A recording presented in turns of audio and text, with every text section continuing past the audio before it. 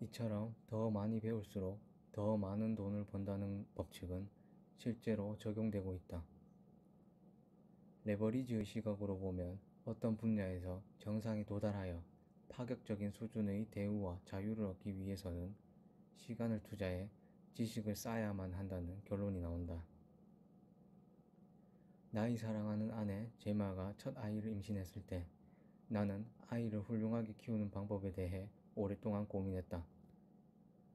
처음 아버지가 된 나는 내가 알고 있는 가장 훌륭한 아버지들과 자녀 교육에 관한 최고의 권위자들을 연구했다. 주변 사람들은 부모는 배운다고 되는 것이 아니며 미리 준비할 수 있는 것이 아니라고 했다. 그러나 나는 그것이 터무니없는 주장이라고 생각한다. 누구나 자녀 교육에 대한 개인적인 철학을 가지고 있을 것이고 그 일이 쉽지 않다는 것을 알고 있을 것이다.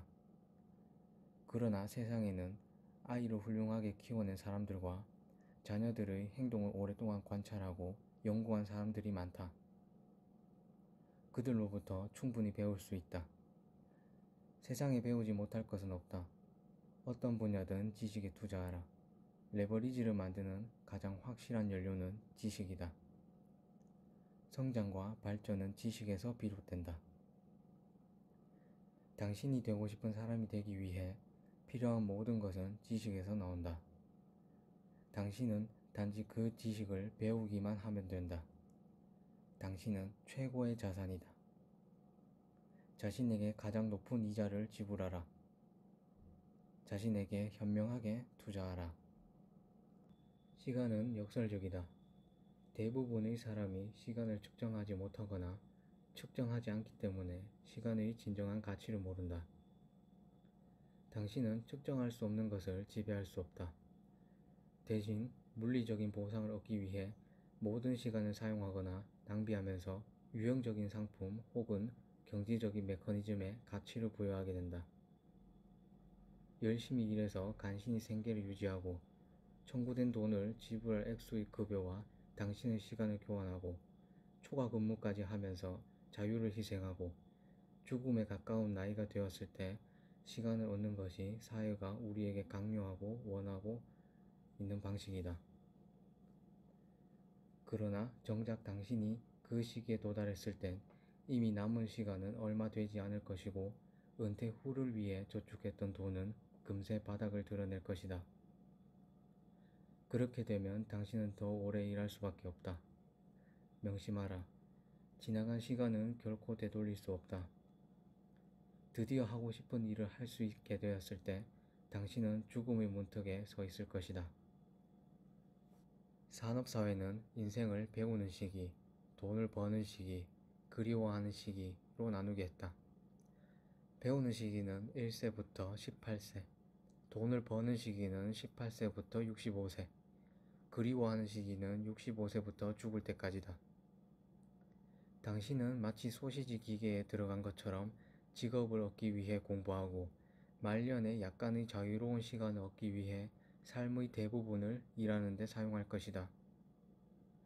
앞서 말한 상심증후군은 심장이 일시적으로 확대되고 펌프질을 제대로 하지 못해서 호흡곤란이나 협심증을 일으키고 때로는 사망에 이르게 하는 증상이다. 스트레스를 일으키는 사건으로 인한 호르몬 급상승이 원인이며 은퇴한 사람들이 급작스레 사망하는 주요 원인 중 하나다. 그들은 실제로 갑작스러운 목표와 신념, 희망, 비전의 상실과 경제적 결핍으로 인해 사망한다. 너무나 비참하고 허무한 죽음이다. 사람은 풍성하고 충만한 삶을 살다가 영광스러운 빛 속에서 세상을 떠나야 한다. 배우고 돈을 벌고 동경하는 삶의 방식은 이제 시대착오적인 낡은 모델이 됐다. 레버리지와는 반대되는 개념이다. 그러나 대부분의 사람이 이런 방식의 삶을 받아들이도록 강요하고 있다. 그것은 결코 유일한 방식이 아니다. 시간을 관리하겠다는 건 어리석은 생각이다.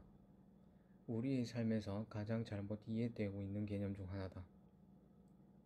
시간을 관리하려고 할수록 당신은 점점 더 시간의 노예가 될 것이다.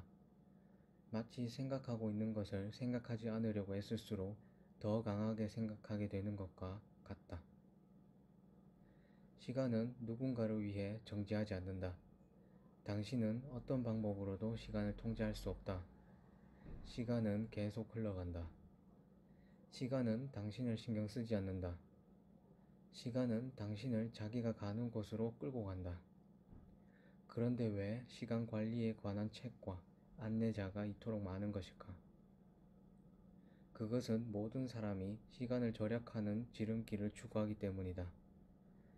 나에게 처음으로 시간 관리가 무엇인지 가르쳐준 사람은 세계적인 리더 중 한 사람인 브라이언 트레이시다. 당신은 시간을 관리하는 것이 아니라 자신의 삶, 결정, 행동, 감정을 관리해야 한다. 우리에게는 위대한 일을 할 수 있는 충분한 시간이 주어져 있다.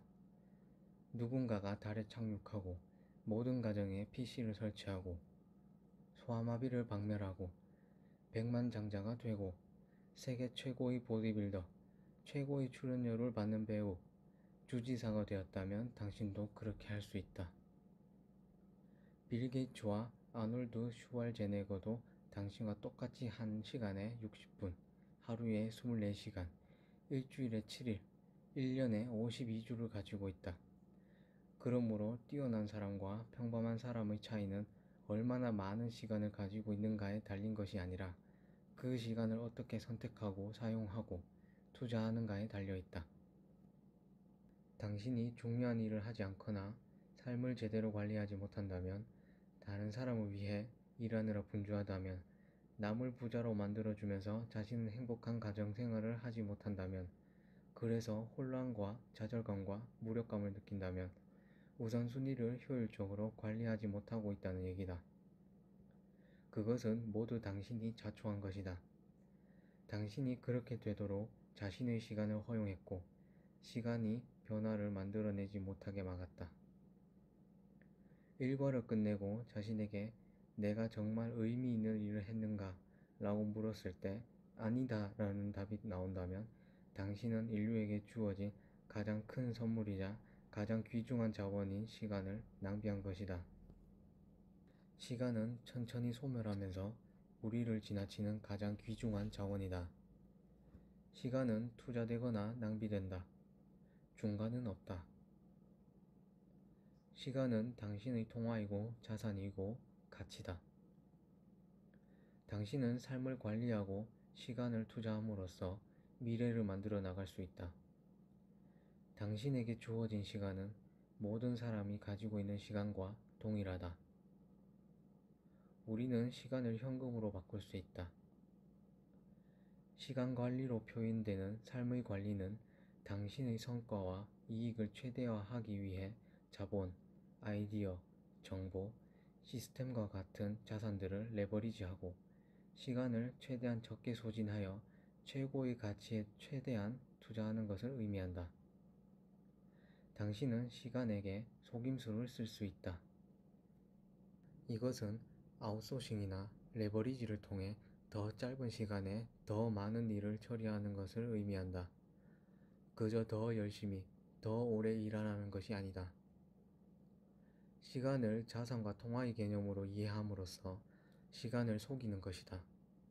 우선순위와 후순위를 철저하게 지키는 방식으로 가장 높은 가치나 가장 높은 소득을 창출하는 업무에 집중하고 그 외의 일은 위임하거나 연기하는 방식으로 시간을 속일 수 있다.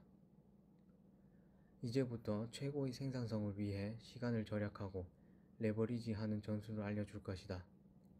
당신은 이제 자신이 원하는 것에 대해 직관적이고 자발적인 이해를 얻게 될 것이며 당신의 시간을 다른 사람의 긴급한 요구에 낭비하지 않고 효율적으로 투자하는 방법을 깨닫게 될 것이다.